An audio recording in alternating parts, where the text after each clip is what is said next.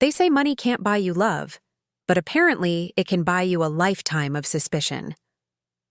I once sat in a mahogany-paneled conference room, watching my father-in-law's face drain of color as numbers scrolled across a laptop screen, realizing that everything he thought he knew about me was a carefully constructed lie. Not his lie, but mine. I'm Linda Chen Rodriguez, and this is the story of how keeping my wealth secret nearly destroyed my marriage, but ultimately revealed who truly belonged in my life. Before we jump back in, tell us where you're tuning in from, and if this story touches you, make sure you're subscribed, because tomorrow I've saved something extra special for you. The first time Robert Rodriguez called me a gold digger, I was standing in his kitchen wearing a $15 dress from Target, holding a casserole dish I'd bought at Walmart, trying to figure out why the man who raised my husband couldn't see past the color of my skin and the modesty of my bank account. At least, the bank account he thought he knew about. The irony wasn't lost on me that while he was accusing me of chasing his son's money, I had more wealth sitting in investment accounts than his entire construction company was worth. But Robert didn't know that. Nobody did. Growing up in a cramped, two-bedroom apartment in Tempe, Arizona, money was something other people had. My parents, William and Linda Chen, worked themselves to exhaustion just to keep our lights on. Dad pulled double shifts as a cardiovascular surgeon at Phoenix General, while Mom spent her days designing buildings for clients who could afford what we never could. They never complained, never made me feel poor, but I watched them count every dollar, debate every purchase, and worry about every unexpected expense. When I was 12, Mom would send me to the grocery store with exact change and a list written in her careful handwriting, with prices noted next to each item so I wouldn't go over budget. The apartment we lived in had thin walls that let in every sound from our neighbors, a kitchen faucet that dripped no matter how many times Dad tried to fix it, and a living room window that faced the parking lot instead of the mountains that made Phoenix beautiful. My clothes came from thrift stores and hand-me-downs from my cousin. My school supplies were whatever was on clearance at the end of the previous school year. When other kids talked about family vacations to California or Colorado, I learned to change the subject quickly. But my parents had dreams bigger than our circumstances. Every evening after their long days, they would sit at our small kitchen table and plan. Mom would spread architectural drawings across the surface, showing Dad her latest project, while he would tell her about the procedures he'd performed that day. They talked about the house they would buy someday, the business Mom wanted to start, the college fund they were slowly building for me. They spoke in whispers about investments they were making, small amounts tucked away whenever possible, always looking toward a future that felt impossibly far away. I learned early that being poor wasn't shameful, but it was exhausting. It meant choosing between school lunch and new shoes. It meant watching other families eat at restaurants while we packed sandwiches for every outing. It meant pretending I didn't want things I couldn't have, developing a skill for making desire invisible that would serve me well later in life. My parents taught me that dignity wasn't about what you owned, but about how you carried yourself, how you treated others, and how hard you were willing to work for what mattered. When I started high school, I got a job at a local bookstore, shelving novels and helping customers find exactly what they were looking for. The owner, Mrs. Patterson, was a kind woman who let me read during slow periods and taught me about business by explaining how she ordered inventory, managed cash flow, and built relationships with regular customers. Those lessons felt more valuable than anything I was learning in economics class. I saved every penny I earned, adding to the small college fund my parents had started, dreaming of Arizona State University and a business degree that would change everything. My parents' sacrifice became even more apparent when I started dating in high school. Other kids' parents would drop them off at movies or restaurants, but Dad would work extra shifts to pay for Mom's gas to drive me across town. They never made me feel guilty about it, but I saw the tired lines around their eyes, the way they would quietly calculate whether they could afford something as simple as a pizza delivery on Friday night. I learned to ask for very little, to appreciate everything, and to work for whatever I wanted. The summer before my senior year, everything changed. Dad and Mom were driving home from a late dinner celebrating their wedding anniversary when a drunk driver ran a red light. The impact killed them instantly. At 17, I found myself not just orphaned, but discovering that my parents had been much better at planning than I'd ever realized. The life insurance policies they'd faithfully paid for despite our tight budget left me with more money than I'd ever imagined possible. Suddenly, the girl who had counted quarters for lunch money was sitting in a lawyer's office, learning about investment accounts and trust funds and financial planning. Uncle Thomas, my dad's brother, became my guardian for my final year of high school. Unlike my parents, Thomas had made different choices early in life. He'd started a small landscaping business in his 20s and slowly built it into something profitable. He lived simply but comfortably in a modest house in Ahwatukee, and he understood money in ways my parents never had time to learn. Thomas took one look at my inheritance and made a decision that would change my life forever. "Maya," he said, sitting across from me in his living room a month after the funeral, "this money is your parents' final gift to you, but if you're not careful, it'll be gone before you know what happened to it. We're going to invest it properly, and we're going to keep it quiet. You don't tell friends, you don't tell boyfriends, you don't tell anyone. This money will grow, and someday it will give you choices your parents never had." Thomas introduced me to Elena Vasquez, a financial advisor who specialized in working with young people who had come into money unexpectedly.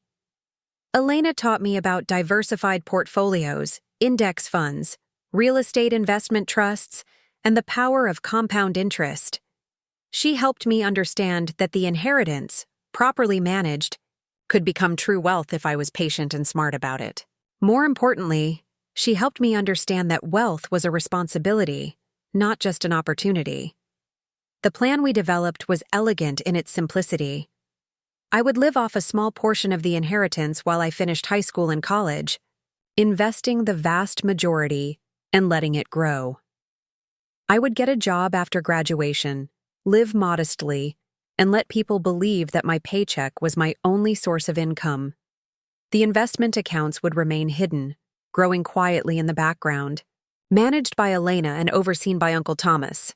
To the outside world, I would appear to be exactly what I had always been, a hard-working young woman from a modest background, making her way through life on her own merit.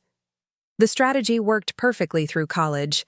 I attended Arizona State University, lived in affordable off-campus housing, worked part-time jobs to pay for groceries and entertainment, and graduated with a business degree and minimal student debt.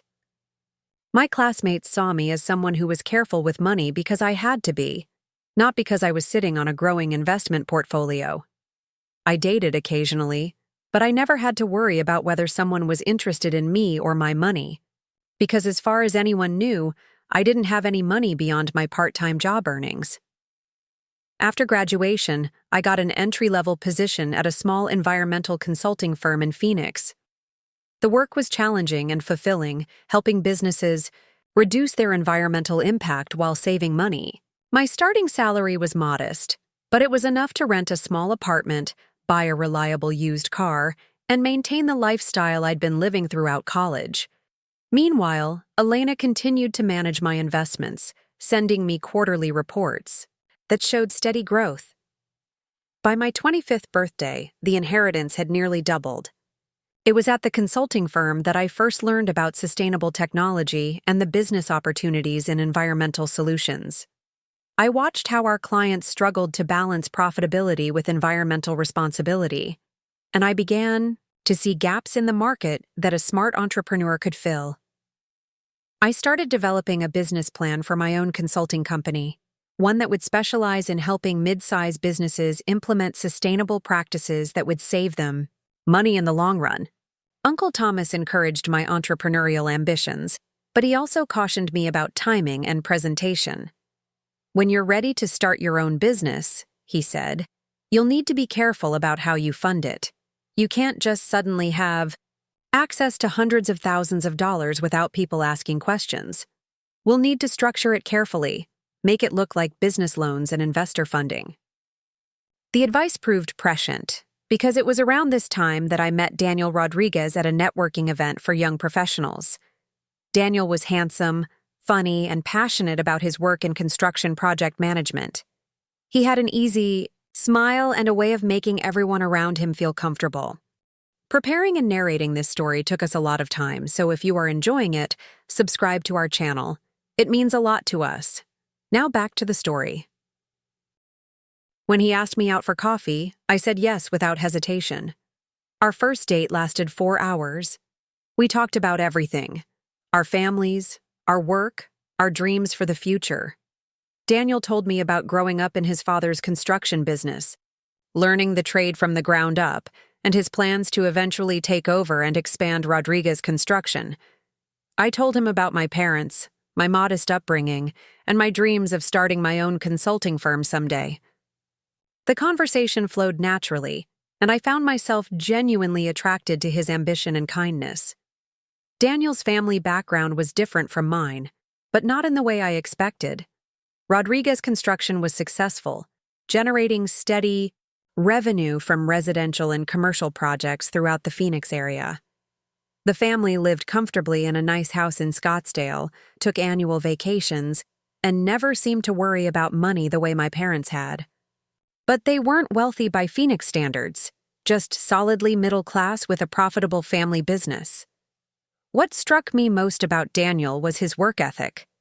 Despite having access to his family's business, he had started at the bottom, working construction jobs during high school and college to learn every aspect of the trade.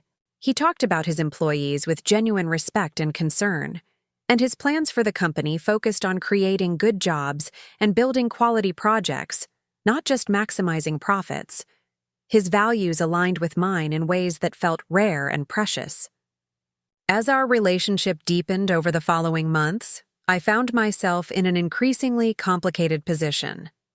I was falling in love with Daniel, but I was also maintaining a fundamental deception about who I was.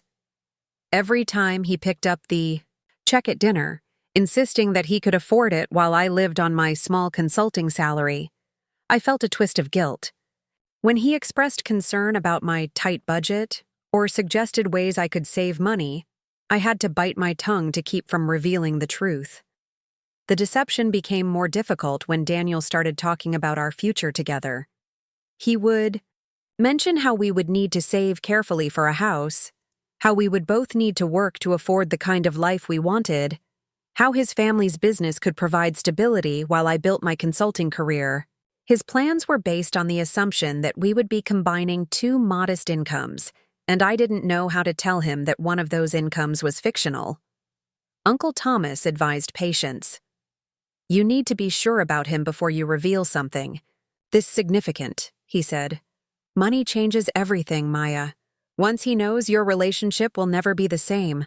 Make sure it's strong enough to survive that change." Elena was more direct.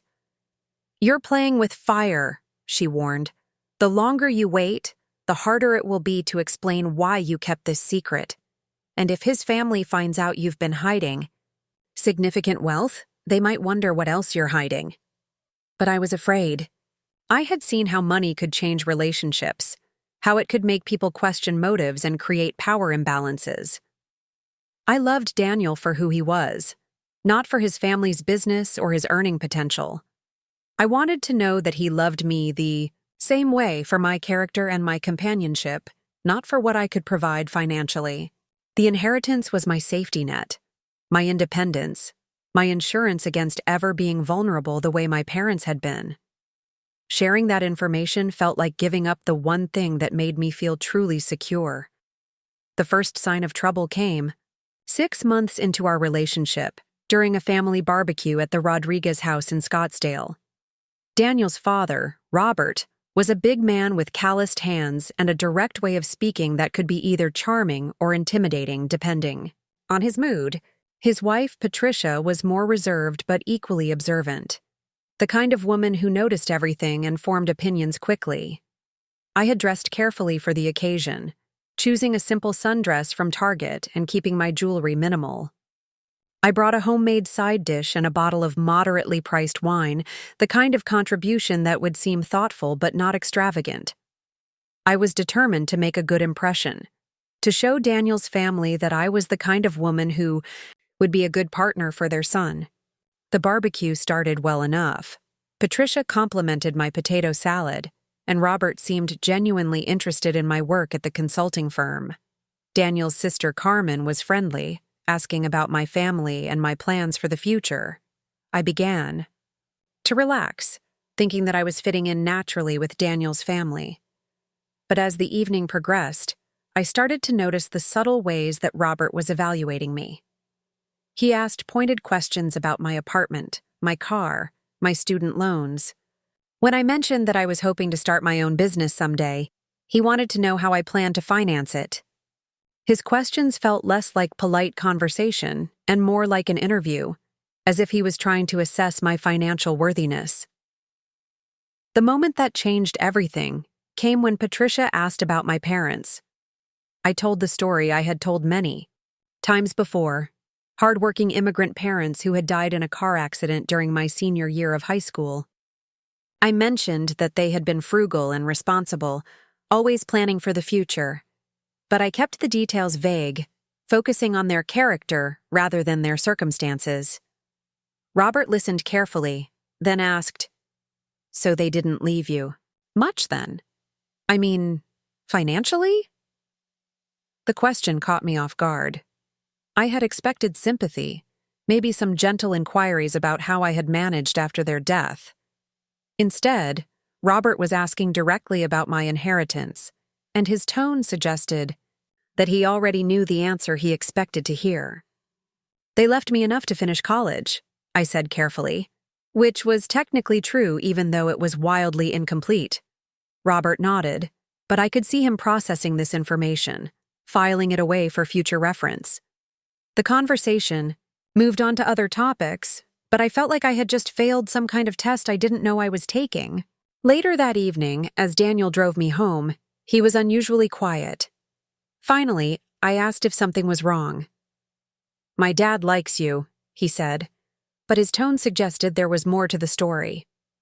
"I sense a but coming," I replied. Daniel sighed. "He's just protective, you know? He's seen guys in our business get taken advantage of by women who were more interested in financial security than genuine love. He wants to make sure that's not what's happening here." The words hit me like a physical blow. "He thinks I'm a gold digger?" "He doesn't think anything specific," Daniel said quickly. "He just wants to be sure. You have to understand. The construction business brings in good money, and there have been situations in the past where people had ulterior motives." I wanted to laugh at the irony, but I was too hurt to find it funny. Here was Robert Rodriguez, worried that I was after his son's money, when I had more liquid assets than his entire family. The accusation was so far from the truth that it felt surreal, but I couldn't defend myself without revealing the secret I had worked so hard to protect. "What would it take to convince him?" I asked, trying to keep my voice steady. Daniel reached over and took my hand. "Time," he said. "Just time. He'll see who you really are." But I knew it wouldn't be that simple. Robert had made up his mind about me based on incomplete information, and everything I did would be filtered through his assumption that I was a fortune hunter. If I dressed nicely, it would be because I was trying to look expensive. If I dressed modestly, it would be because I was trying to appear humble and unassuming. Every gesture would be interpreted as part of some elaborate scheme to trap his son. The situation became more uncomfortable over the following months. Family gatherings felt like performance evaluations, with Robert watching my every move for signs of gold-digging behavior. When Daniel and I started talking about moving in together, Robert made pointed comments about the importance of prenuptial agreements. When I mentioned saving up for a reliable car to replace my aging Honda, he suggested that I should learn to be content with what I had, rather than always wanting something better. The most painful moments came when Robert would make comments about my background in front of other family members. He would mention my limited means or my unfortunate circumstances, in a tone that suggested sympathy while actually establishing my position in the family hierarchy. I was being cast as the poor girl who had gotten lucky enough to catch Daniel's attention, and everyone was supposed to understand that this was an act of charity on the Rodriguez family's part. Daniel tried to defend me when he heard these comments, but he was caught in an impossible position. He couldn't contradict his father too forcefully without causing family conflict, but his mild protests did little to change Robert's narrative about who I was and why I was with his son. I could see the stress wearing on Daniel, and I began to worry that Robert's disapproval would eventually poison our relationship. The breaking point came during a family dinner to celebrate Daniel's promotion to project manager. Patricia had cooked an elaborate meal, and the whole family was gathered to mark the occasion. I brought flowers and a small gift, a nice pen set that I hoped would strike the right balance between thoughtful and affordable. As we sat around the dinner table, Robert raised his glass for a toast. "To Daniel," he said, "for working hard and earning his success through merit, not through shortcuts or by taking advantage of other people's generosity." The words were ostensibly about Daniel's work ethic, but the way Robert looked at me when he said taking advantage of other people's generosity made his real message clear. He was drawing a contrast between his son, who had earned everything he had, and me, who he believed was trying to benefit from Daniel's success without contributing anything of value. I felt my face flush with anger and embarrassment, but I forced myself to smile and raise my glass along with everyone else. Inside, I was seething. I had worked just as hard as Daniel, had overcome challenges he had never faced, and had achieved success through my own efforts. The fact that I was also sitting on a substantial inheritance that I had never asked for or expected didn't diminish my accomplishments. But I couldn't say any of that without revealing the truth about my financial situation. After dinner, while Patricia and Carmen cleaned up in the kitchen, Robert cornered me on the back patio. Daniel was inside helping with dishes, and we were alone for the first time all evening. "Maya," Robert said, his voice low and serious, "I think it's time we had an honest conversation." I braced myself for whatever was coming next. "I like you," he continued, "and I can see that you care about Daniel. But I need to know what your intentions are. My son is going to inherit a successful business someday, and I need to be sure that's not the primary attraction for you." The accusation was finally out in the open, no longer hidden behind subtle comments and meaningful looks. Robert thought I was a gold digger, plain and simple, and he wanted me to admit it or prove him wrong. "Mr. Rodriguez," I said, choosing my words carefully, "I fell in love with Daniel before I knew anything about your family's business. I love him for who he is, not for what he might inherit someday." Robert studied my face, looking for signs of deception. "I'm sure you believe that," he said. "But money has a way of influencing feelings, sometimes without people even realizing it.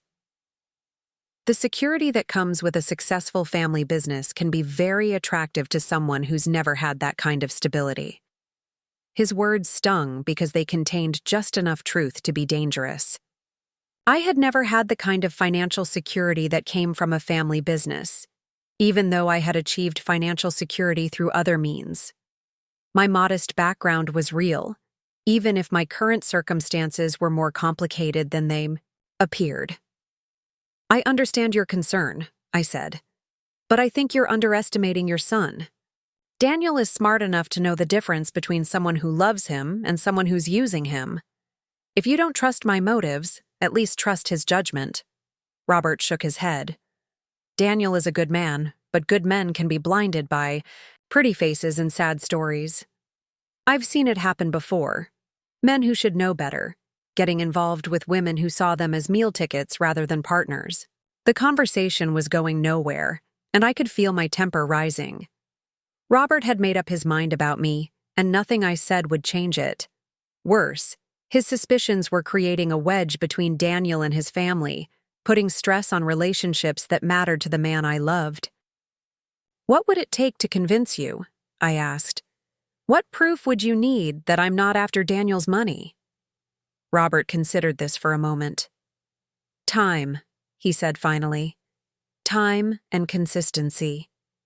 If you're really in this for the right reasons, you'll still be here in 5 years, working your own job, building your own life, not trying to take shortcuts through my son's success." It was a test I couldn't win because Robert had designed it to be unwinnable. If I stayed with Daniel and we built a life together, Robert would assume I was playing a long game. If I left, he would take it as proof that I had been a gold digger all along. There was no scenario in which he would admit he had been wrong about me. That night, as Daniel drove me home, I made a decision. I couldn't continue living under the cloud of Robert's suspicion, and I couldn't keep deceiving Daniel about who I really was. Our relationship had reached a crossroads, and it was time to choose between the security of my secret and the honesty that real love required. The truth would change everything, but lying was destroying us slowly. It was time for Linda Chen to reveal who she really was, and for Robert Rodriguez to learn that his assumptions about gold diggers and family wealth were about to be turned completely upside down. The stage was set for a confrontation that would reshape our entire family dynamic, and I was finally ready to let the chips fall where they might.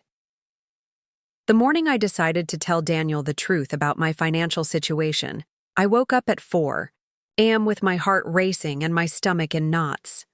I had rehearsed the conversation a dozen different ways, but none of them felt right. How do you tell someone you love that you've been living a lie for over 2 years? How do you explain that while they've been worried about your financial struggles, you've been quietly managing an investment portfolio worth millions? I made coffee in my small kitchen, staring out the window at the Phoenix skyline as the sun began to rise. The irony of my situation wasn't lost on me. Here I was, a woman with enough money to buy Daniel's father's construction company outright, agonizing over how to reveal my wealth because I was afraid it would destroy my relationship. Most people would kill for my problems, but sitting there, in my modest apartment wearing a $5 t-shirt from Target, I felt more vulnerable than I had since my parents died. The plan was simple.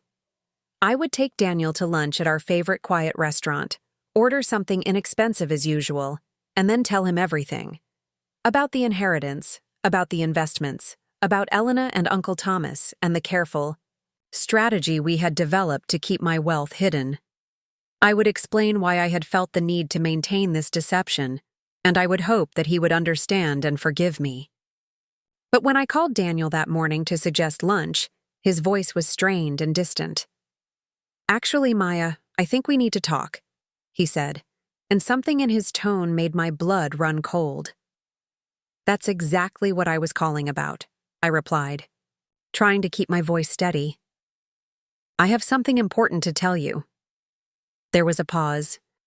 "My dad wants to meet with you today, alone. He has some concerns he wants to discuss." My stomach dropped.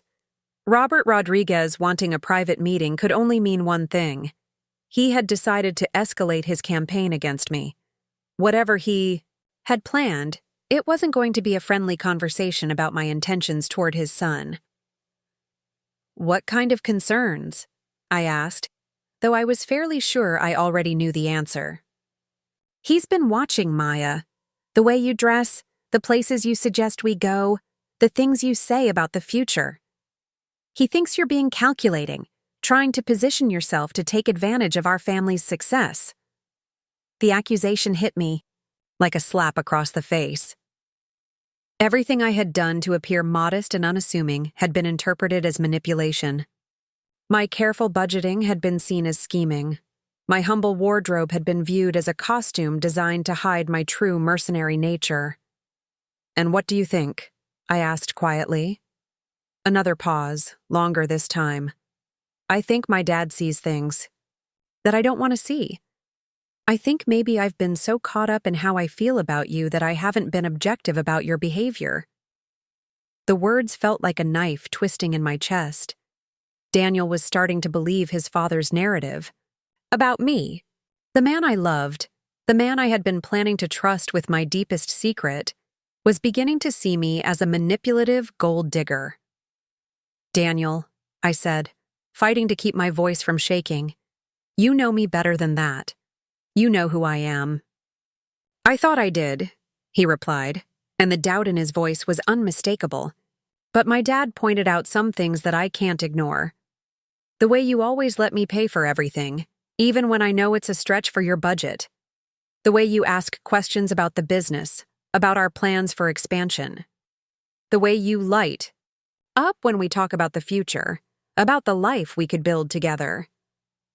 Each accusation felt more absurd than the last. I let Daniel pay because I was afraid that offering to split checks would raise questions about my income.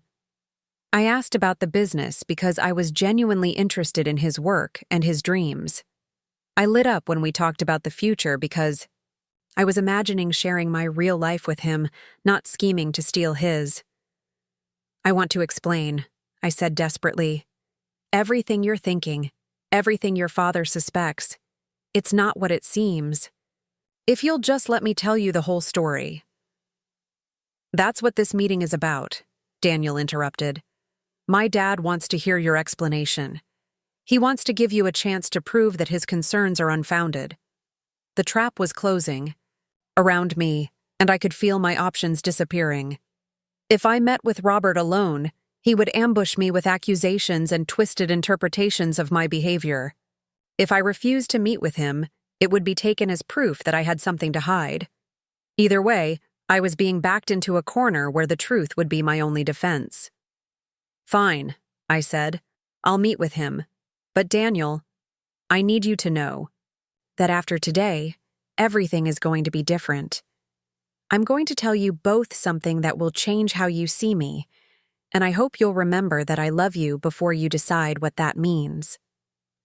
The meeting was set for 3 o'clock at Robert's office at Rodriguez Construction. I spent the morning on the phone with Elena, my financial advisor, asking her to prepare a comprehensive summary of my investment portfolio. If I was going to reveal my secret, I wanted documentation that would be impossible to dismiss or misinterpret. "Are you sure about this?" Elena asked. "Once this information is public, there's no going back. Your privacy, your anonymity, your ability to know whether people like you for yourself or your money, all of that disappears forever." "It's already gone," I replied.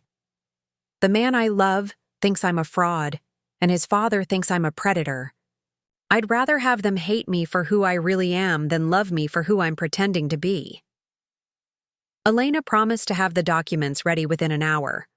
Uncle Thomas was less supportive when I called to tell him about my decision.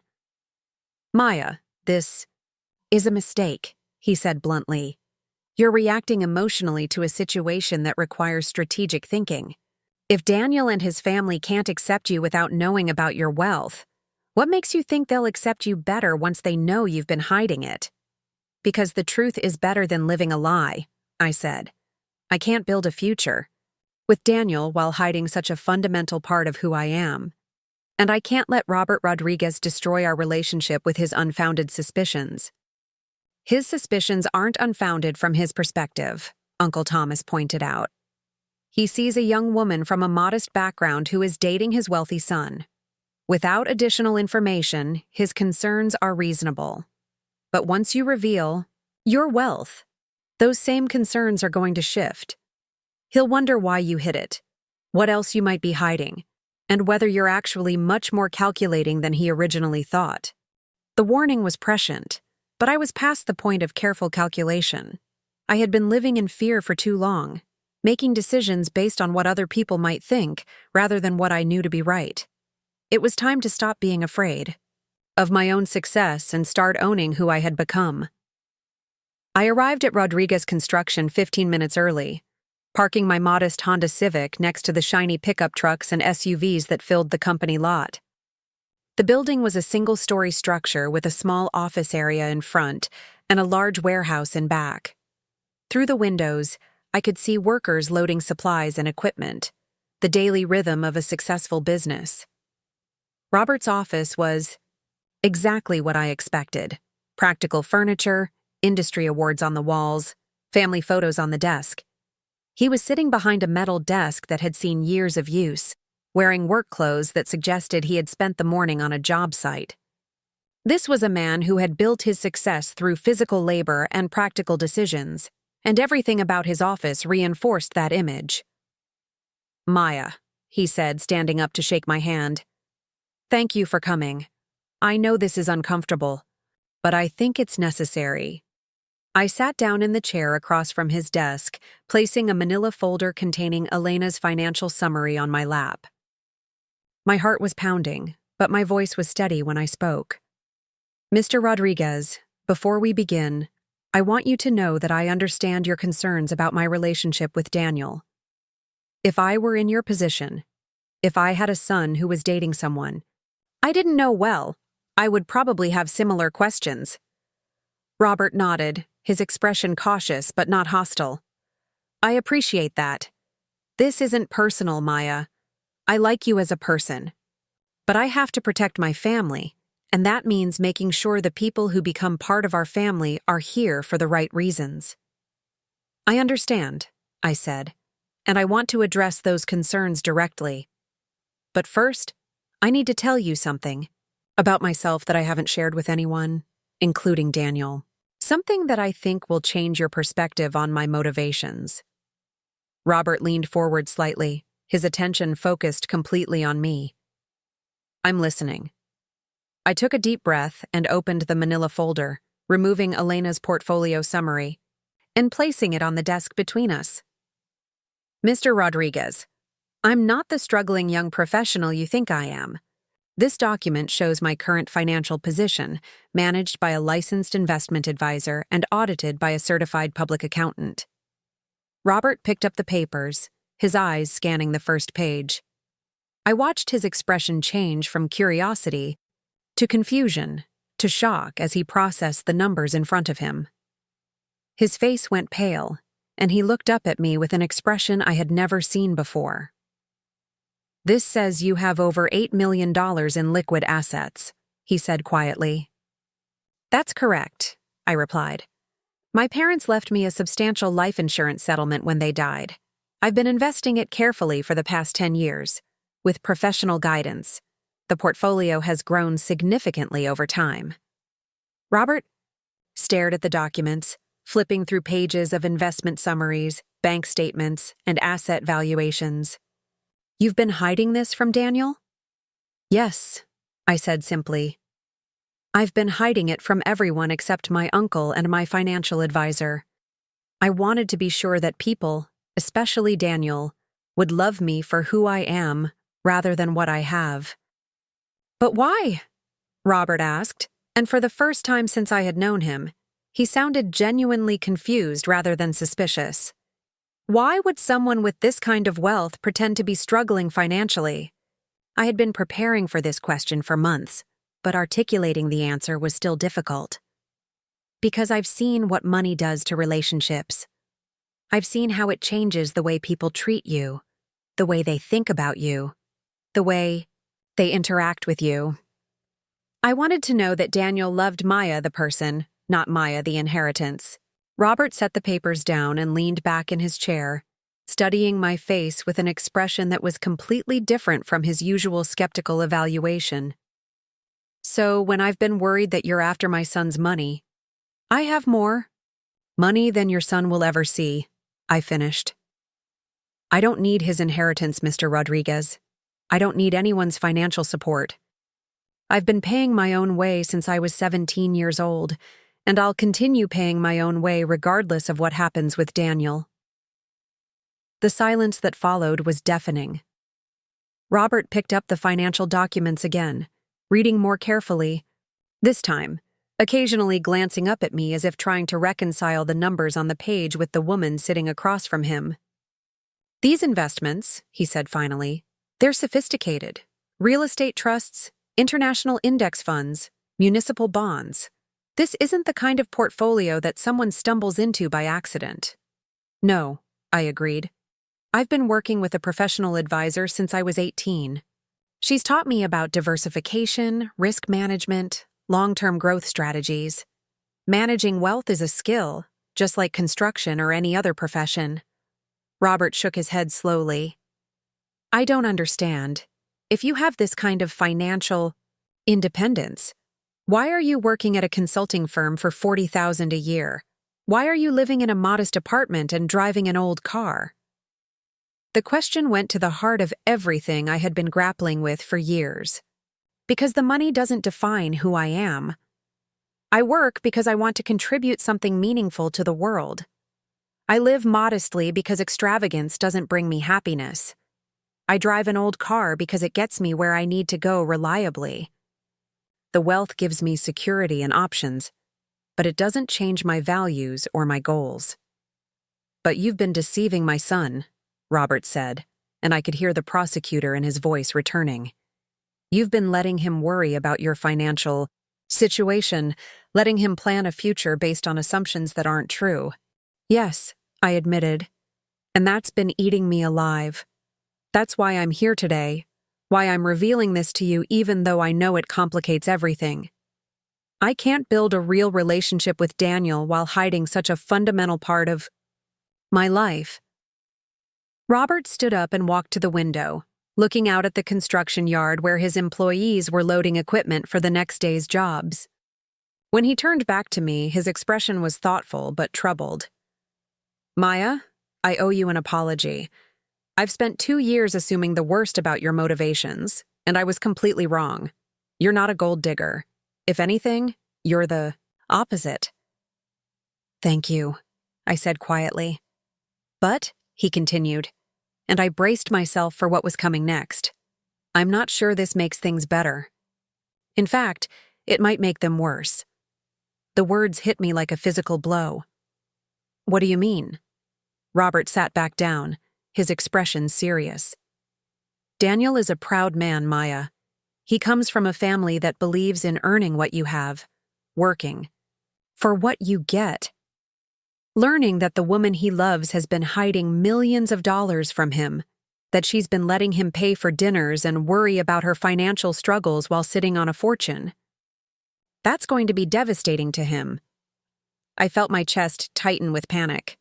But I was trying to protect our relationship. I was trying to make sure he loved me for the right reasons. I understand that, Robert said. But from Daniel's perspective, it's going to feel like manipulation. It's going to feel like you didn't trust him, like you thought he was shallow enough to be influenced by your money. The truth of his words was undeniable. I had been so focused on protecting myself from being loved for my wealth that I had never considered how it would feel to Daniel to learn that I hadn't trusted him with the truth. I had been treating him like someone who couldn't be trusted, with knowledge of my financial situation, and that lack of trust was going to hurt him deeply. What should I do? I asked, feeling more lost than I had since my parents died. Robert considered this for a long moment. You need to tell him the Waichiop or truth, obviously.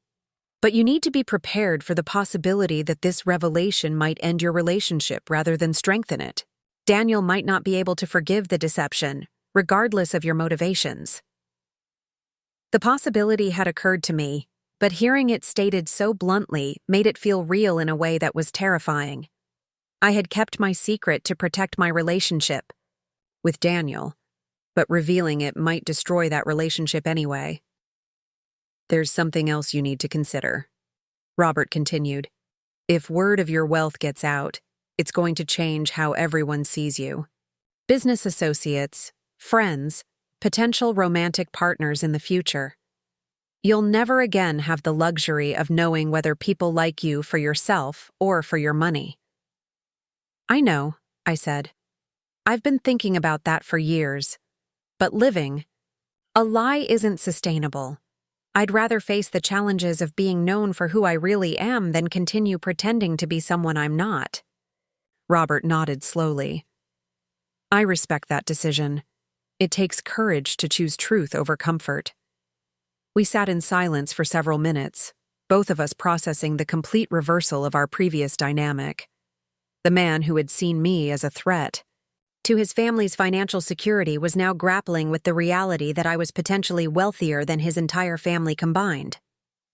"Can I ask you something?" Robert said finally. "Of course." "What are your intentions toward Daniel? Now that I know the truth about your situation, I want to understand what you're hoping to build with him." The question was fair, and I had been thinking about the answer for months. I love Daniel for who he is, not for what he represents or what he can provide. I want to build a partnership with him, where we both contribute our strengths and support each other's dreams. I want to help him expand Rodriguez Construction if that's what he wants, or pursue other opportunities if that's where his interests lead him. I want to be his partner in every sense of the word. And if he can't handle the truth about your wealth? If it's too much for him to process or forgive?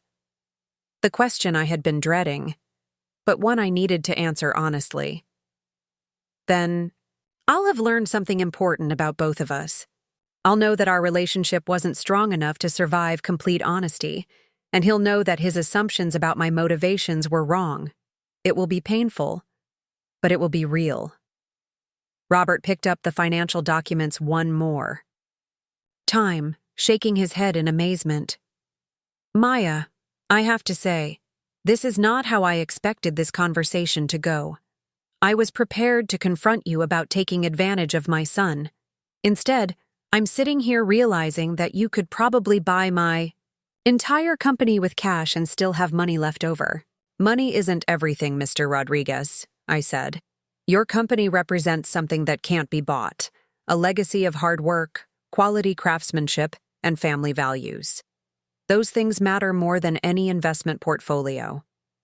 For the first time since I had known him, Robert smiled at me with genuine warmth. "You know what, Maya? I think I might have misjudged you completely. Not just about the money, but about your character. Anyone who would give up the advantages of wealth to build authentic relationships, that's someone with real integrity." The conversation continued for another hour, with Robert asking detailed questions about my financial planning, my business goals, and my vision for the future. For the first time, I felt like he was seeing me as a real person, rather than a threat to be neutralized. But as I drove home that afternoon, I couldn't shake the feeling that I had just triggered a chain of events that would change everything, possibly in ways I hadn't anticipated. Robert's warning about Daniel's potential reaction echoed in my mind, and I began to wonder whether my decision to reveal the truth had been brave or simply reckless. The real test was still ahead of me. I had convinced Daniel's father that my intentions were genuine, but I still needed to convince Daniel himself. And based on Robert's reaction, that conversation was going to be much more difficult than I had imagined. That evening, Daniel called to ask how the meeting with his father had gone. His voice was cautious, as if he was expecting bad news. "It went well," I said carefully. "Your father and I had a very honest conversation, and I think we understand each other better now." "What did you talk about?" I took a deep breath. "Daniel, I need to see you tonight. There's something I've been keeping from you, something important. Your father knows about it now, and it's time you knew too." The silence on the other end of the line stretched for what felt like an eternity. "Maya," Daniel said finally, his voice tight with tension, "you're scaring me. What kind of secret are we talking about?" "The kind that changes everything," I replied, "but hopefully for the better. Can you come over? This isn't a conversation for the phone." Another pause. "I'll be there in 20 minutes. As I waited for Daniel to arrive, I realized that my life was about to divide into two distinct periods, before this conversation and after it.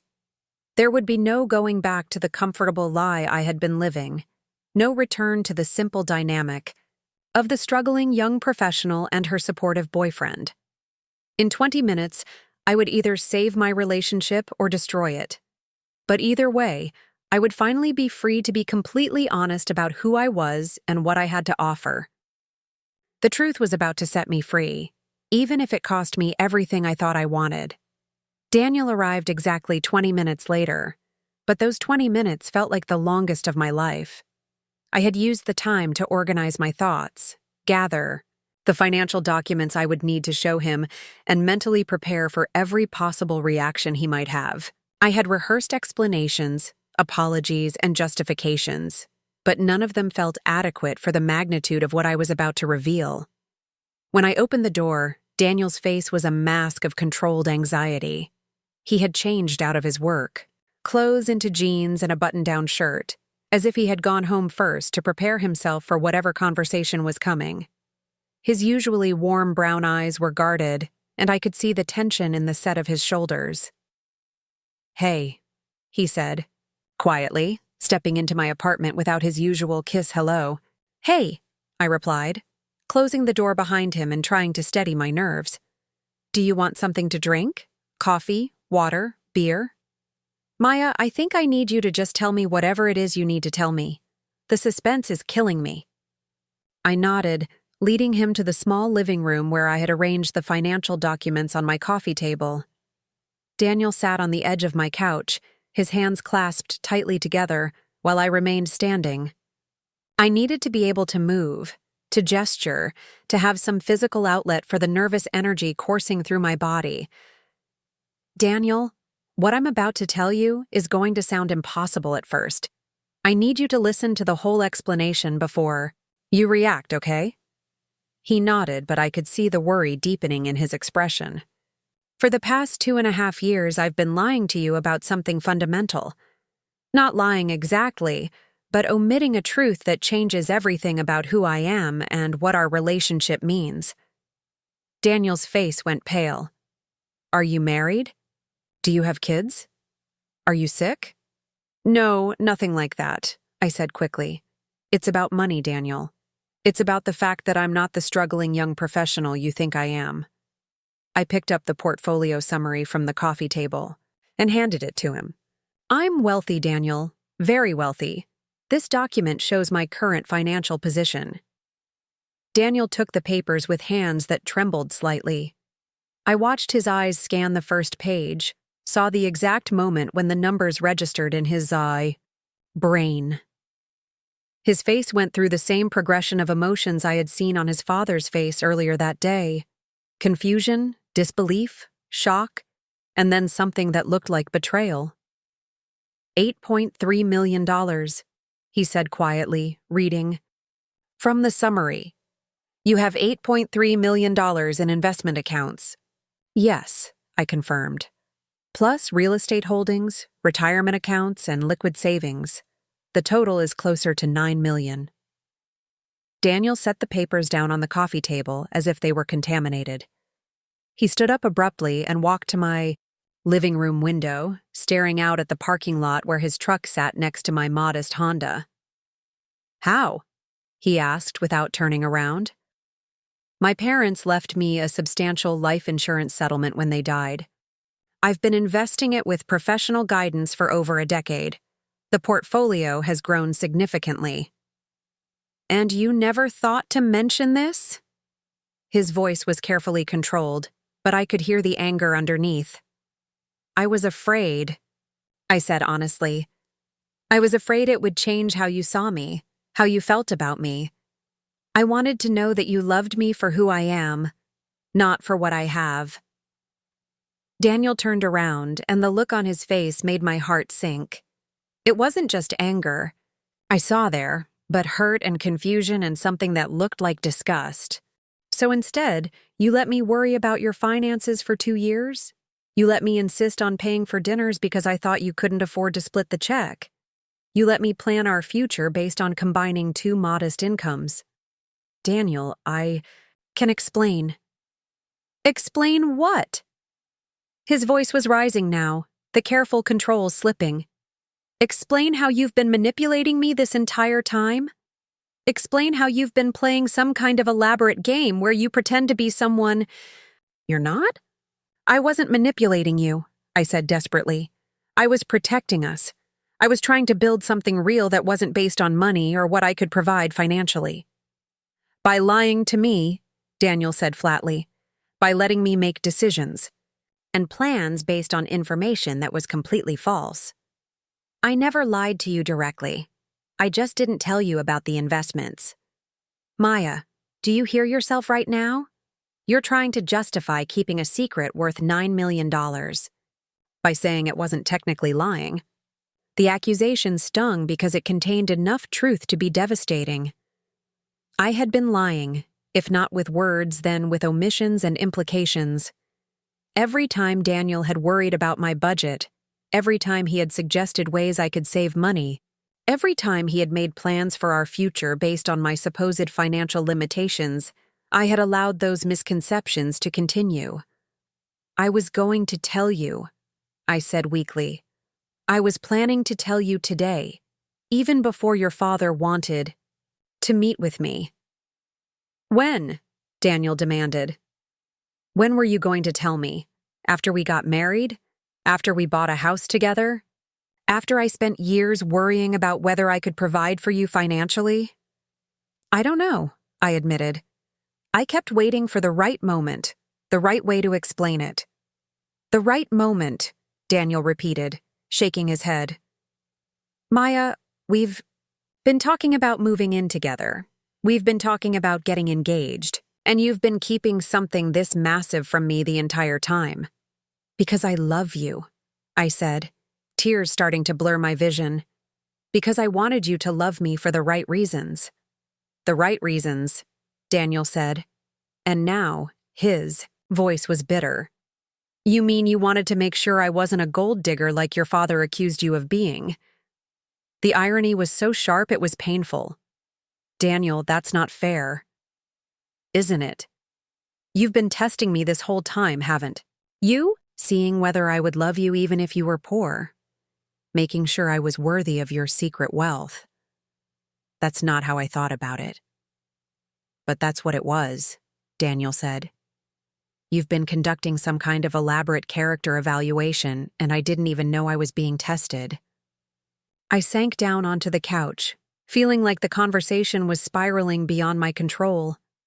Every explanation I offered seemed to make things worse. Every justification sounded more hollow than the last. Daniel, please try to understand. I've seen what money does to relationships. I've seen how it changes people's motivations and complicates everything. I wanted what we had to be pure. Pure? Daniel's laugh was harsh and humorless. Maya, what we had was based on a fundamental deception. How is that pure? The feelings were real, I insisted. My love for you is real. The connection we have, the way we support each other, the dreams we share, all of that is real. But the foundation is false, Daniel said. Everything I thought I knew about you, about us, about our future together, it's all been built on incomplete information. The money doesn't change who I am, I said. I'm still the same person you fell in love with. Are you? Daniel asked. Because the person I fell in love with was honest with me. The person I fell in love with trusted me with her thoughts and feelings and fears. She didn't keep massive secrets because she thought I was too shallow or too weak to handle the truth. The accusation hit home because it was exactly what Uncle Thomas and Elena had warned me about. By keeping my wealth secret, I had implicitly communicated that I didn't trust Daniel with the truth about who I was. I had treated him like someone who couldn't be relied upon to love me for the right reasons. I do trust you, I said. That's why I'm telling you now. You're telling me now because you got backed into a corner by my father's suspicions, Daniel pointed out. If he hadn't forced the issue, would you have ever told me? Or would you have kept this secret forever? I don't know, I admitted. I was scared, Daniel. I was scared of losing you. Well, congratulations, Daniel said coldly. You might have lost me anyway. The words felt like a physical blow. I had been so focused on the possibility that Daniel might love me for my money that I had never seriously considered the possibility that he might hate me for hiding it. Daniel, please, I said, standing up and moving toward him. Don't let this destroy what we have. The money doesn't have to change anything between us. It changes everything, Daniel said, stepping back. From me. It changes every conversation we've ever had about the future. It changes every plan we've made together. It changes every assumption I've had about who you are and what you want from life. But it doesn't change how I feel about you. Maybe not, Daniel said. But it changes how I feel about myself. Do you have any idea how humiliating this is? I've been worrying about whether I could afford to take you on nice dates. I've been planning how we would save up for a house, how we would manage on 2 modest incomes. I've been feeling proud that I could take care of you financially. The pain in his voice was devastating. I realized that by keeping my wealth secret, I had not only deceived Daniel, but also robbed him of his sense of agency and purpose in our relationship. He had been working to build a future where he could provide for both of us, and learning that I didn't need his financial support was undermining his entire conception of his role in our partnership. I never wanted you to take care of me financially, I said. I wanted us to be partners, equals. Equals? Daniel's voice cracked. Maya, you have more money than my entire family has ever seen. How are we supposed to be equals when you've been hiding the fact that you could buy my father's business with pocket change? Money doesn't determine worth, I said. Your intelligence, your work ethic, your character, those things matter, more than any bank account balance. Maybe to you, Daniel said, but to me, being able to contribute financially to our relationship mattered. It was part of how I showed love, part of how I felt valuable as a partner. And you've been letting me do that while knowing it was completely unnecessary. I began to understand the full scope of the damage I had done. By hiding my wealth, I had not only deceived Daniel but also diminished him. I had allowed him to play a role in our relationship that was based on false premises, and now he was questioning everything about his value as a partner. I'm sorry, I said, and the words felt inadequate. I'm so sorry, Daniel. I never meant to hurt you or make you feel diminished. But you did, he said quietly. You made choices about our relationship without including me. You decided what I could and couldn't handle, what I did and didn't need to know. You treated me like I was too fragile or too shallow to be trusted with the truth. That's not how I saw it. But that's what you did, Daniel insisted. And now I have to question everything. Every time you let me pay for dinner, were you laughing at me inside? Every time I worried about your budget, were you amused by my concern? No, I said firmly. Never. I was touched by your concern, grateful for your generosity. Those moments meant everything to me because they showed me who you really are. They showed you who I am when I'm operating under false assumptions, Daniel corrected. They don't tell you anything about who I am when I have complete information. The conversation continued for another hour, circling around the same fundamental issues: trust, honesty, and the question of whether our relationship could survive such a massive revelation. Daniel asked detailed questions about my financial situation, my investment strategy, my plans for the future. Some of his questions felt like genuine attempts to understand, while others felt like cross-examination. What were you planning to do with the money? He asked at one point. Were you going to surprise me with it after we got married? Were you going to use it to control our decisions about where to live, how to spend our time? I was hoping we could make those decisions together, I said. I wanted the money to give us options, not to dictate our choices. But you would have been the one with the power, Daniel pointed out. Whatever we decided, you would have been the one funding it. I would have been along for the ride. That's not how I wanted it to work. But that's how it would have worked, Daniel said. Whether you intended it or not, the person with the money has the power in the relationship. As the evening wore on, I began to realize that Daniel's anger wasn't really about the money itself. It was about the deception, the lost trust, the fundamental shift in the power dynamic of our relationship. He was grappling with the realization that everything he thought he knew about us was incomplete. and that the future he had been planning was based on assumptions that were no longer valid. "I need time," Daniel said finally as the conversation began to wind down. "I need time to process this, to figure out what it means for us." "How much time?" I asked, dreading the answer. "I don't know," he said honestly. "This isn't something I can just get over in a few days. This changes everything, Maya. Everything." "What does that mean for us right now? Are we breaking up?" "Well, congratulations," Daniel said coldly. "You might have lost me anyway." The words felt like a physical blow. I had been so focused on the possibility that Daniel might love me for my money that I had never seriously considered the possibility that he might hate me for hiding it. "Daniel, please," I said, standing up and moving toward him. "Don't let this destroy what we have. The money doesn't have to change anything between us." "It changes everything," Daniel said, stepping back from me. "It changes every conversation we've ever had about the future. It changes every plan we've made together. It changes every assumption I've had about who you are and what you want from life. But it doesn't change how I feel about you." "Maybe not," Daniel said, "but it changes how I feel about myself. Do you have any idea how humiliating this is? I've been worrying about whether I could afford to take you on nice dates. I've been planning how we would save up for a house, how we would manage on 2 modest incomes. I've been feeling proud that I could take care of you financially." The pain in his voice was devastating. I realized that by keeping my wealth secret, I had not only deceived Daniel, but also robbed him of his sense of agency and purpose in our relationship. He had been working to build a future where he could provide for both of us, and learning that I didn't need his financial support was undermining his entire conception of his role in our partnership. "I never wanted you to take care of me financially," I said.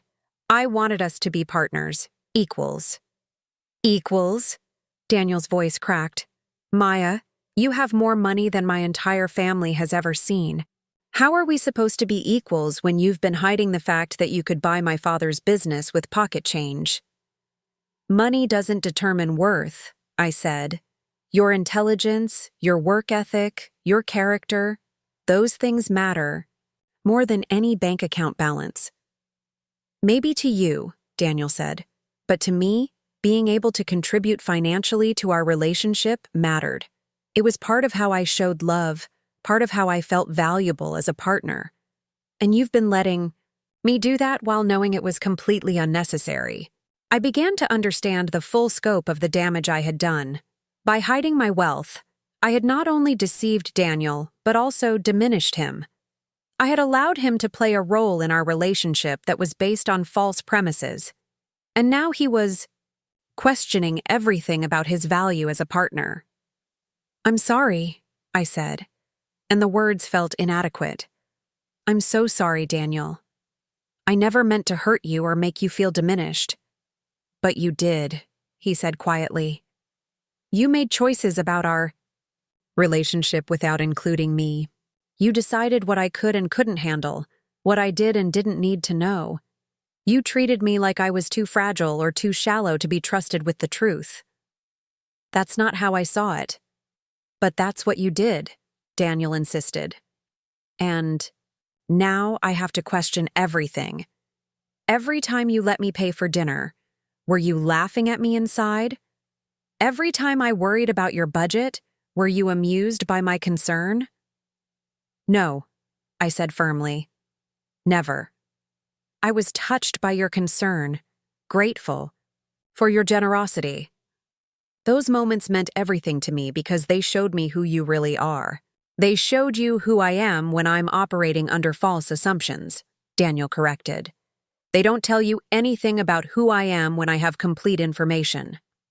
The conversation continued for another hour, circling around the same fundamental issues: trust, honesty, and the question of whether our relationship could survive such a massive revelation.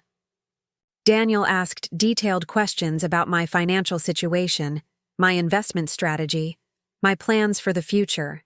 Some of his questions felt like genuine attempts to understand, while others felt like cross-examination.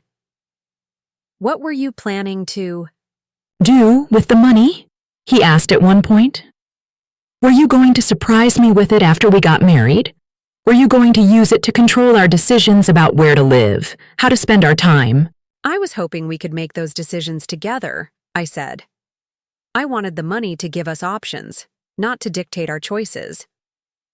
But you would have been the one with the power, Daniel pointed out. Whatever we decided, you would have been the one funding it. I would have been along for the ride. That's not how I wanted it to work. But that's how it would have worked, Daniel said. Whether you intended it or not, the person with the money has the power in the relationship. As the evening wore on, I began to realize that Daniel's anger wasn't really about the money itself. It was about the deception, the lost trust, the fundamental shift in the power dynamic of our relationship. He was grappling with the realization that everything he thought he knew about us was incomplete, and that the future he had been planning was based on assumptions that were no longer valid. "I need time," Daniel said finally, as the conversation began to wind down. "I need time to process this, to figure out what it means for us." "How much time?" I asked, dreading the answer. "I don't know," he said honestly. "This isn't something I can just get over in a few days. This changes everything, Maya. Everything." "What does that mean for us right now? Are we breaking up?" But perhaps most importantly, I had learned something fundamental about myself and about love. I had thought that hiding my wealth was protecting my relationship, but instead it had been slowly poisoning it. Real intimacy required complete honesty, even when that honesty was risky or uncomfortable. The question now was whether Daniel and I could find our way back to each other, and whether we could build something stronger and more honest than what we had before. The answer to that question would determine not just the future of our relationship, but also the kind of person I would choose to be going forward. 2 weeks passed without a word from Daniel. 2 weeks of checking my phone constantly, of drafting text messages I never sent, of driving past his apartment and the construction sites where I knew he worked. I threw myself into my job at the environmental consulting firm, staying late every night and volunteering for every difficult project. Anything to keep my mind occupied and my heart from breaking completely. It was during this period of radio silence that I received a phone call that would change everything.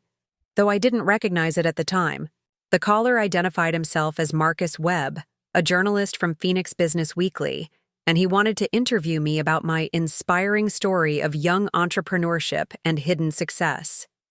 "I'm sorry," I said, confused. "I think you have the wrong person. I work for a consulting firm. I'm not an entrepreneur." Marcus chuckled. "Ms. Chen Rodriguez, please don't be modest. Word has gotten out about your impressive investment portfolio and your plans to launch Verde Solutions. Our readers would love to hear about how a young woman built substantial wealth while working in environmental consulting." My blood ran cold. Somehow, information about my financial situation had leaked, and now it was becoming public knowledge. I had no idea how Marcus had learned about my wealth or my business plans. But the fact that he knew about Verde Solutions, a company that existed only in my business plans and dreams, told me that someone with detailed knowledge of my situation had been talking. "I'm not ready to give any interviews," I said quickly. "And I'd appreciate it if you didn't publish anything about my personal financial situation." "I understand your desire for privacy," Marcus replied. "But this is already becoming public information. Several sources have confirmed the basic facts. Wouldn't you prefer to tell your own story rather than let others define the narrative?" After I hung up, I immediately called Elena, my financial advisor, to find out how my private information could have become public. She was as shocked as I was and promised to investigate immediately. I then called Uncle Thomas, who suggested that someone at Rodriguez Construction might have shared information about my revelation to Robert. Construction sites are notorious for gossip, Uncle Thomas pointed out. If Robert told anyone about your meeting, even in confidence, word could have spread quickly through the industry. The possibility made me sick to my stomach. Not only had my revelation potentially destroyed my relationship with Daniel, but now it was becoming fodder for public speculation and media attention. The privacy I had guarded so carefully for years was evaporating, and I had no control over how the story would be told. But the media leak turned out to be the least of my problems. The next morning, I arrived at my office to find Jessica Martinez, my colleague, waiting by my desk with a strange expression on her face. "Maya," she said quietly, "we need to talk. There's something you should know about what's been happening behind the scenes here." Jessica led me to an empty conference room and closed the door. Her usually cheerful demeanor was replaced by an expression of concern and anger that I had never seen before. "How long have you been keeping your financial situation secret?" she asked without preamble. "How do you know about that?" I replied, though the answer was becoming obvious. "Because James Morrison has been asking questions about you for weeks. He's been digging into your background, your family history, your finances. And yesterday, he called a meeting with the partners to discuss what he called irregularities in your employment situation. James Morrison was one of the senior partners at our firm, a man I had always found to be competent but cold. I had never had any significant interactions with him, positive or negative, so his interest in my personal situation was both surprising and alarming. "What kind of irregularities?" I asked, though I was beginning to suspect where this was heading. "He's been questioning why someone with substantial personal wealth would take an entry-level position at a small consulting firm," Jessica explained. "He's suggesting that you might have ulterior motives for being here." The accusation was absurd, but I could see how it might seem plausible to someone who didn't understand my motivations. James Morrison was looking at my situation through the lens of his own values and assumptions, and finding my behavior suspicious. "What does he think my ulterior motives are?" I asked. "Industrial espionage, competitive intelligence gathering, planning to steal clients when you launch your own firm. He's convinced that you're running some kind of elaborate long-term scheme." The irony was staggering. I had kept my wealth secret to avoid complications in my personal relationships, but now that secret was creating complications in my professional life. James Morrison was interpreting my presence at the firm as deceptive and manipulative, when in reality I had taken the job because I genuinely wanted to learn about environmental consulting. "Jessica, you know me. You know I'm not here to spy or steal clients. I've been doing good work, contributing to the team, learning from everyone I work with." "I know that," Jessica said. "But James has been building a case against you with the other partners. He's arguing that your wealth gives you an unfair advantage in terms of risk-taking and client development, and that your presence here is fundamentally dishonest. Has he talked to our direct supervisor about this? What does Tom think?" "Tom is trying to defend you, but he's also confused about why you didn't disclose your financial situation when you were hired. James is arguing that you deliberately misrepresented yourself during the interview process." I thought back to my job interviews 3 years earlier. I had been completely honest about my qualifications, my interests, and my career goals. I had never claimed to be struggling financially, but I also hadn't volunteered information about my investment portfolio. At the time, it had seemed irrelevant to my ability to do the job. "What happens now?" I asked. "There's going to be a formal review of your employment," Jessica said reluctantly. "The partners want to meet with you to discuss your situation and determine whether your continued employment is appropriate." The meeting was scheduled for the following afternoon, giving me 24 hours to prepare for what felt like a professional tribunal. I spent the evening reviewing my employment contract, my performance evaluations, and every project I had worked on since joining the firm. I also called Elena to get detailed documentation of my investment history, in case I needed to prove that my wealth had been acquired legitimately. But the professional crisis, devastating as it was, paled in comparison to the personal crisis that was still unfolding. That same evening, I received a text message from Daniel's sister Carmen. "Can we talk? It's important." We met at a coffee shop in Tempe, and Carmen's expression told me immediately that the news wasn't good. "Maya, I need to tell you what's been happening in our family since your revelation," she said without preamble. "There's been a lot of discussion, and not all of it has been positive." "What kind of discussion?" Carmen sighed. "Dad told Mom about your meeting, and Mom told me and Daniel. But somehow, word got out to other people in the family, and now there are all kinds of theories and opinions flying around." "What kind of theories?" "Some people think you were playing an elaborate long game, pretending to be poor to test whether Daniel really loved you. Others think you were planning to use your wealth to control him or change him. A few family members are suggesting that you might have been investigating our family's business for competitive reasons." The accusations were becoming increasingly bizarre and paranoid, but I could see how they might develop in a family that was struggling to process such an unexpected revelation. "What does Daniel think?" I asked, dreading the answer. Carmen's expression softened with sympathy. "Daniel is confused and hurt, but he's not buying into the conspiracy theories. He's more focused on trying to understand why you felt you couldn't trust him with the truth." "And what conclusion is he reaching?" "I think he's starting to realize that your motivations were more complicated than he initially thought. But he's also struggling with the practical implications of your wealth. He's wondering whether you two can ever have a real partnership when there's such a massive financial imbalance." Carmen went on to explain that the family was divided in their opinions about me and about Daniel's relationship with me.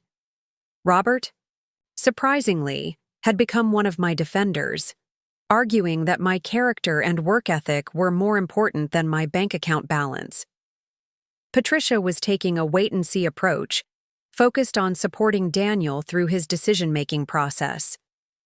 But other family members were more skeptical, questioning my motivations and suggesting that Daniel would be better off with someone whose background was more similar to his own.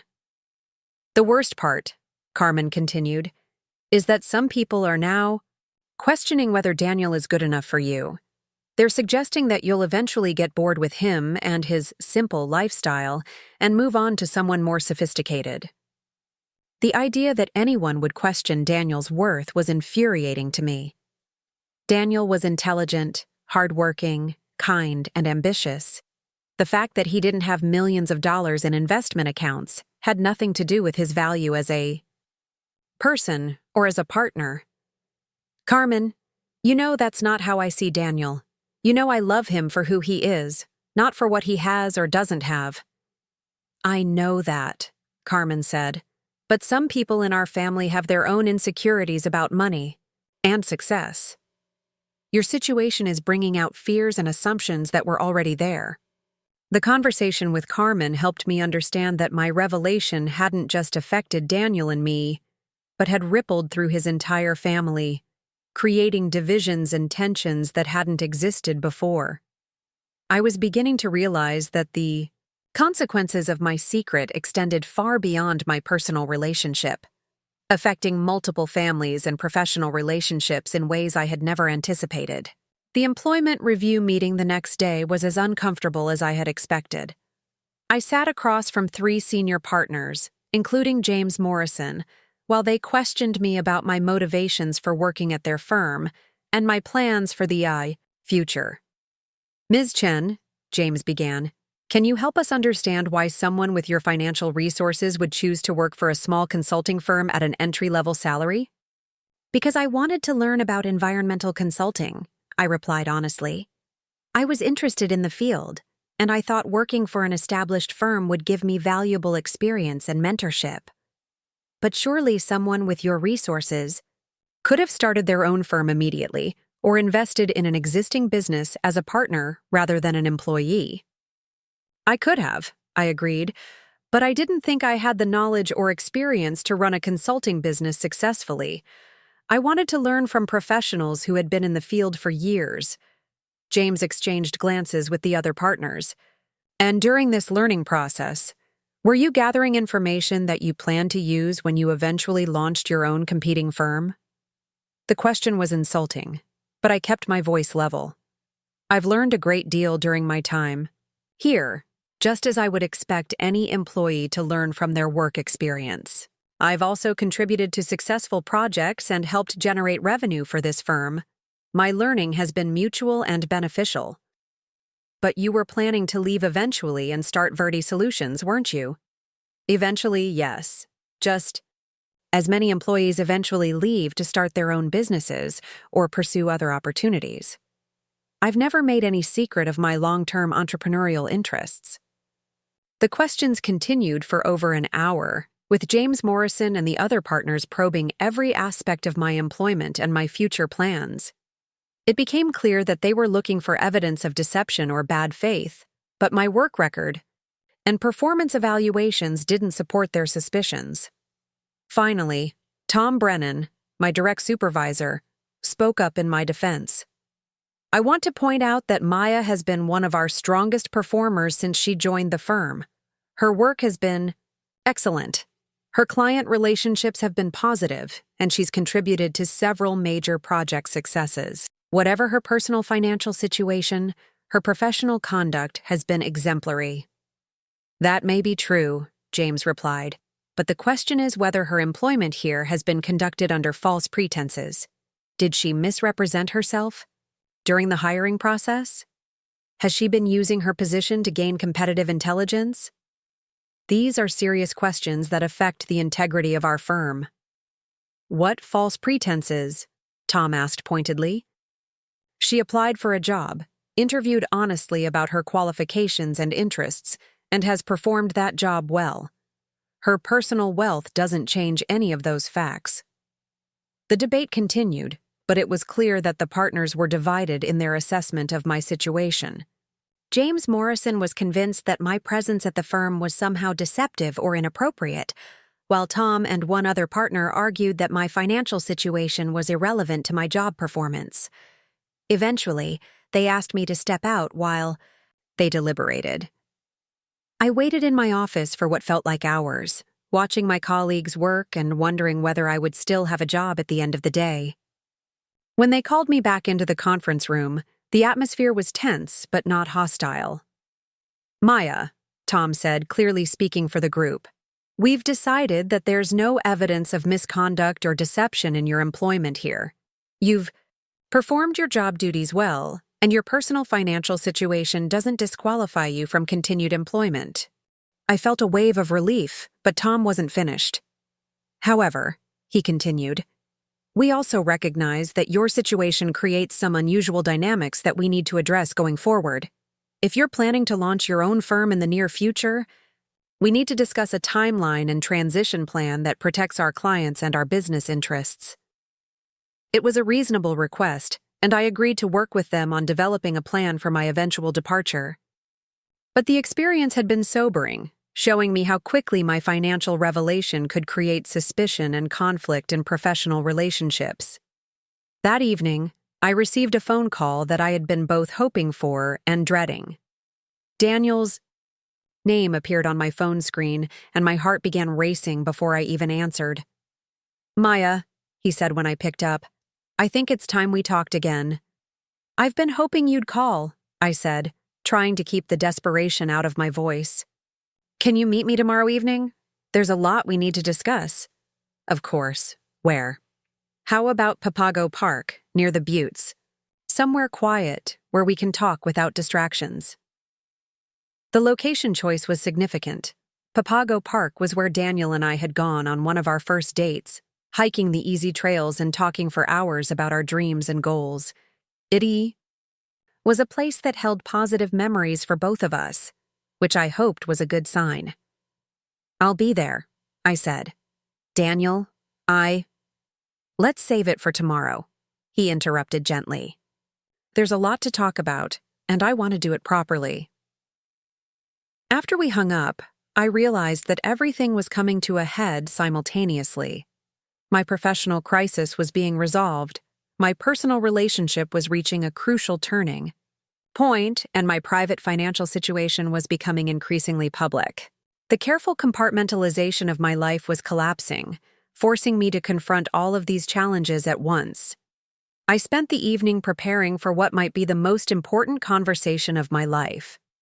I thought about what I wanted to say to Daniel, how I could explain my motivations in a way that he might understand and forgive.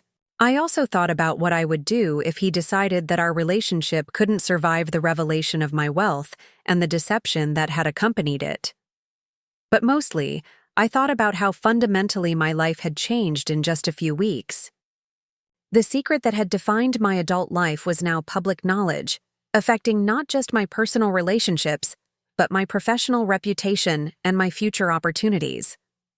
I was being forced to rebuild my identity around being a wealthy person, rather than someone whose wealth was hidden. The question was whether Daniel would want to be part of that rebuilding process, or whether my revelation had damaged our relationship beyond repair.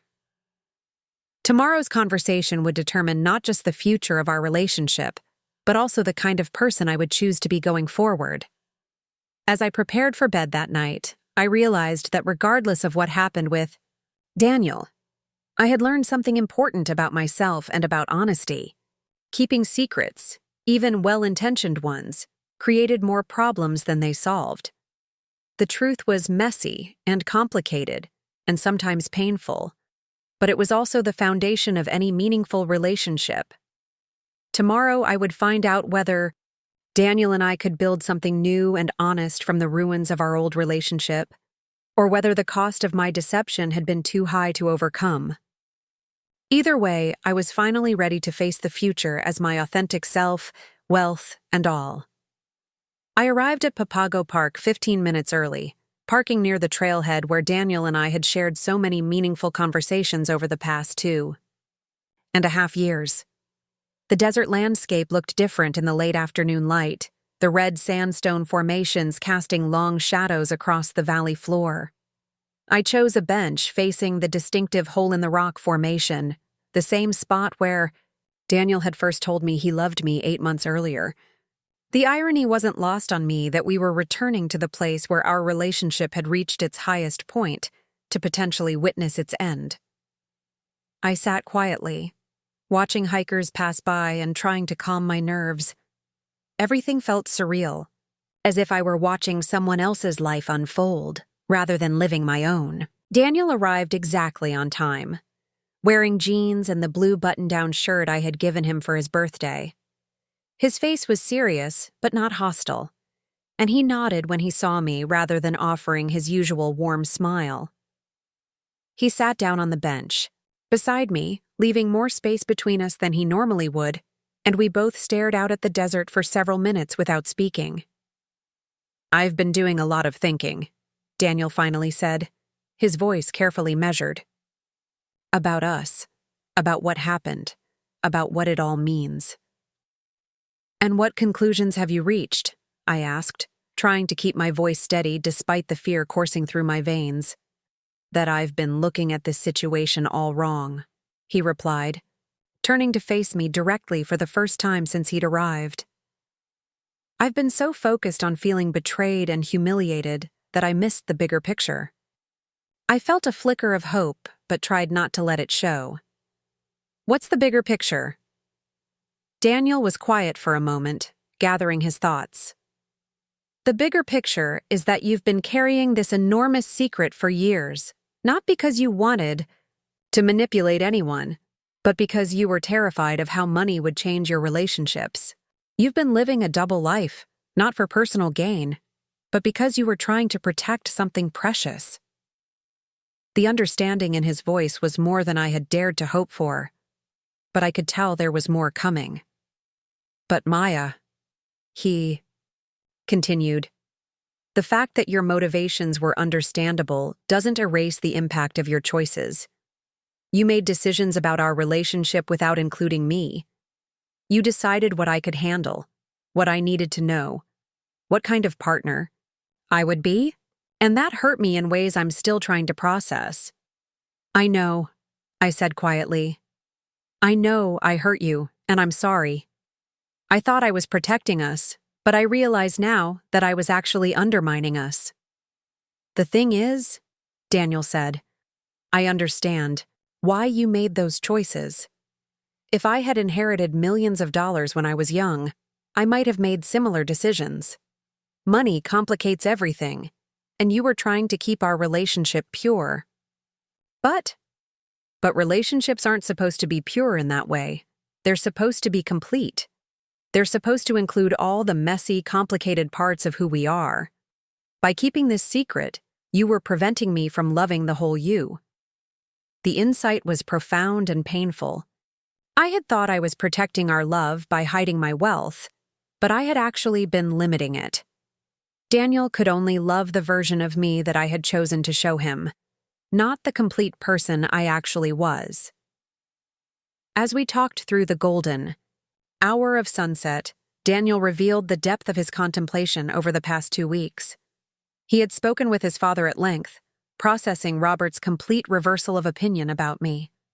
He had consulted with a mentor from his construction days, a man who had built a successful business from nothing and understood the complexities of wealth and relationships.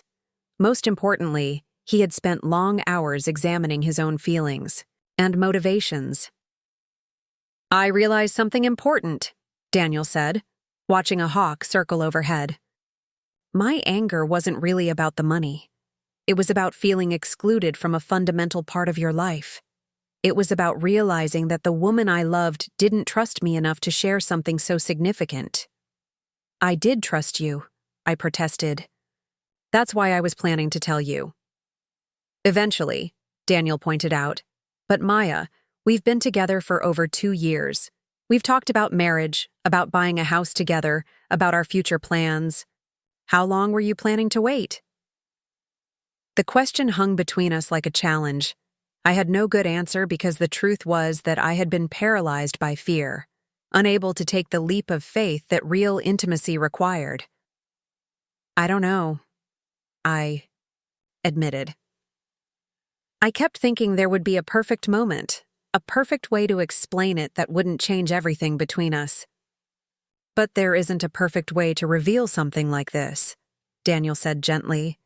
There's only honesty, which is messy and complicated, and sometimes painful. As the conversation continued, Daniel outlined his thoughts about how we could move forward together if I was willing. He had spent considerable time thinking through the practical and emotional implications of my revelation, and his insights showed a maturity that made me love him even more deeply. If we're going to make this work, Daniel said, we need to start over in some fundamental ways. We need to rebuild our relationship on a foundation of complete honesty, even when that honesty is uncomfortable. What does that look like practically? I asked. It means no more secrets, no matter how well-intentioned. It means including each other in all significant decisions, especially ones involving money. It means acknowledging that your wealth changes the dynamics of our relationship and figuring out how to navigate those changes together. Daniel went on to explain that he had been researching couples who had successfully navigated significant wealth disparities. He had read articles, watched interviews, and even spoken with a counselor who specialized in relationships affected by sudden wealth changes. I learned that the couples who make it work are the ones who communicate constantly about money and power and decision-making, he said. They don't pretend that wealth doesn't matter, but they also don't let it define their entire relationship. And you think we can do that? I think we can try. But Maya, it's going to require both of us to be more vulnerable and more honest than we've ever been before. Are you ready for that? I thought about the question seriously before answering. The past few weeks had been the most difficult of my adult life, but they had also been clarifying in unexpected ways. I had learned that keeping secrets was exhausting, that authenticity was harder but more rewarding than performance, and that the relationships worth having were the ones that could survive complete transparency. Yes, I said finally, I'm ready to try.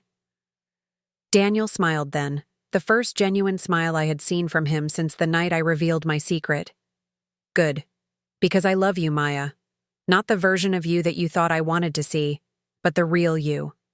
The successful businesswoman, the savvy investor, the woman who built something meaningful from tragedy. All of it. The conversation shifted to practical considerations as the desert around us settled into evening quiet. Daniel had specific ideas about how we could rebuild our relationship in a healthier way.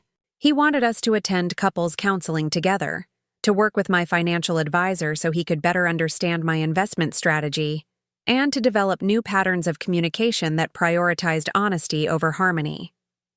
I also think we should take our physical relationship slowly, Daniel said, his cheeks coloring slightly. I need time to rebuild my emotional connection with you before we resume the intimacy we had before. The suggestion stung slightly, but I understood his reasoning.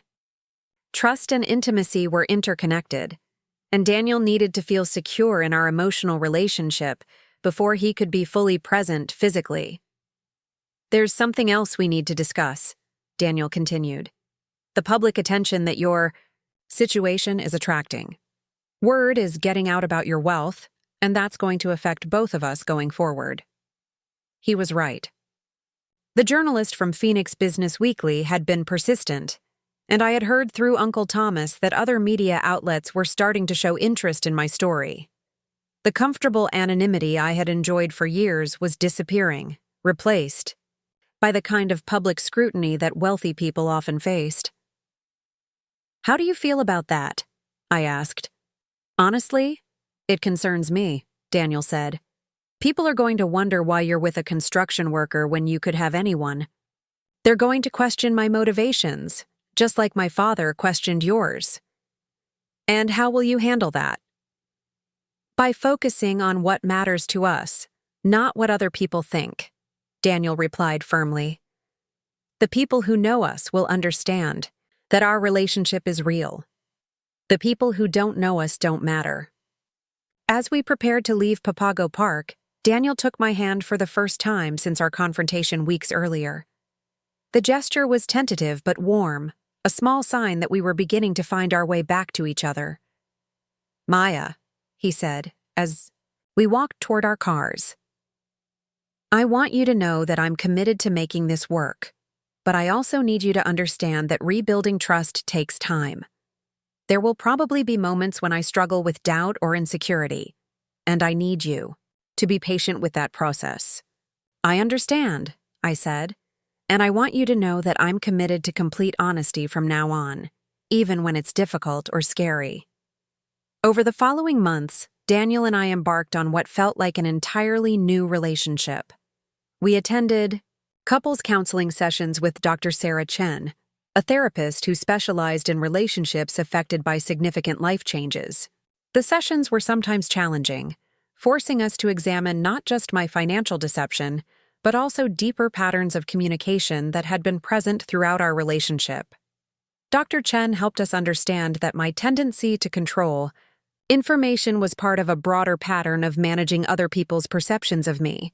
She also helped Daniel explore his feelings about masculinity and providing for a partner, issues that my revelation had brought to the surface in unexpected ways. Maya, Dr. Chen said during one session, it seems like you've spent most of your adult life curating the version of yourself that you show to others.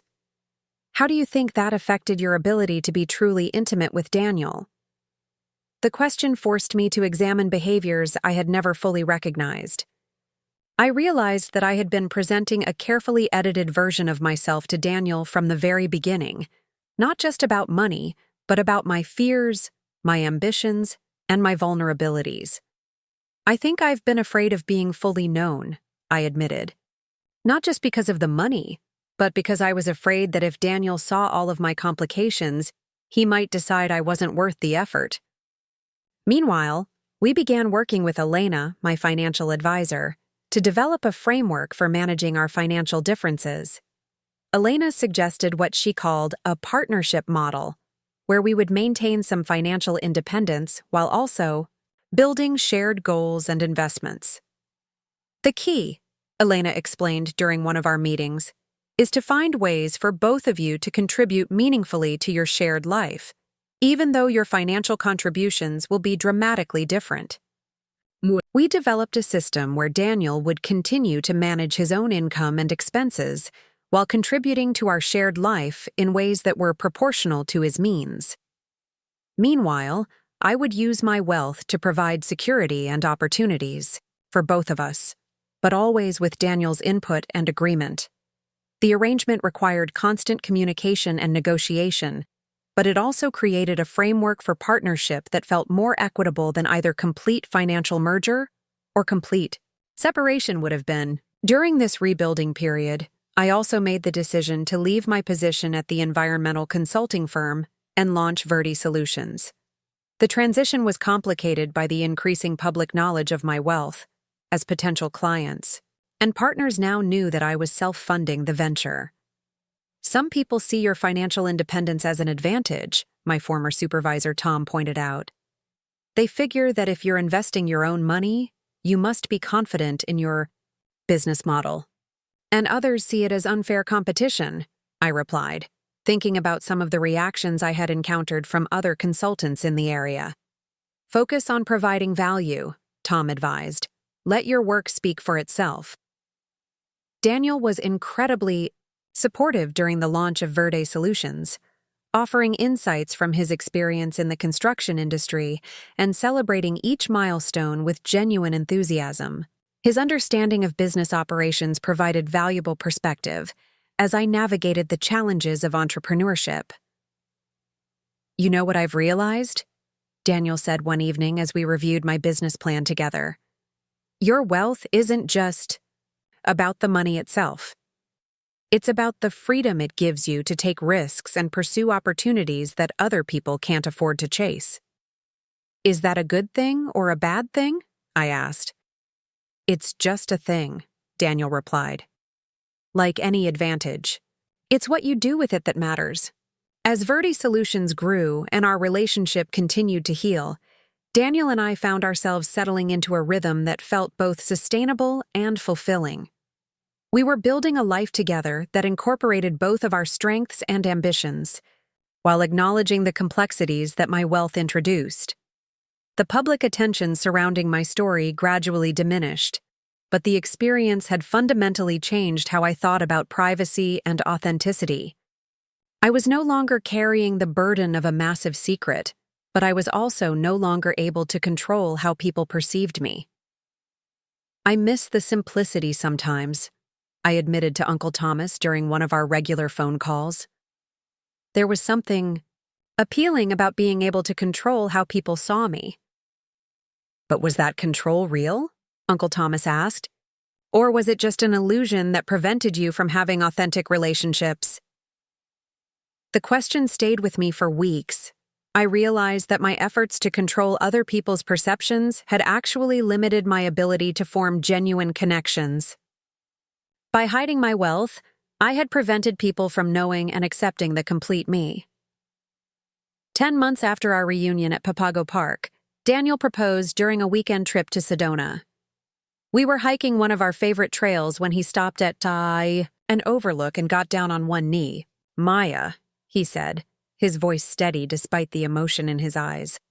"I want to spend my life with someone who challenges me to be better, who supports my dreams while pursuing her own, and who has the courage to be completely honest even when it's difficult." He pulled out a simple but elegant ring, clearly chosen with care and thought. "Will you marry me? Not the version of you that you think I want to see, but the real you, complications and all." "Yes," I said through tears of joy. "Yes, absolutely yes." Our wedding 6 months later reflected both of our values: elegant but not ostentatious, meaningful but not pretentious. The ceremony included family and close friends, many of whom had supported us through the challenges of the past year and a half. Robert Rodriguez gave a toast that brought tears to my eyes. "When I first met Maya, I thought I knew exactly who she was and what she wanted. I was completely wrong, and I'm grateful for that. Maya has taught our family that people are more complicated and more wonderful than our assumptions about them. As Daniel and I danced to our first song as a married couple, I reflected on how dramatically my life had changed. I had gone from being a woman living with a massive secret to someone building a transparent and authentic life with a partner who knew and accepted every aspect of who I was. "Any regrets?" Daniel whispered in my ear as we swayed to the music. "About telling you the truth? Never," I replied. "About waiting so long to tell you? Every day." Well, we have the rest of our lives to make up for lost time. Looking back on our journey, I often think about how Robert Rodriguez's suspicions inadvertently led to the most valuable discovery of my life. That real love requires real honesty, and that the relationships worth having are the ones that can survive complete transparency. Up next, you've got 2 more standout stories right on your screen. If this one hit the mark, you won't want to pass these up. Just click and check them out.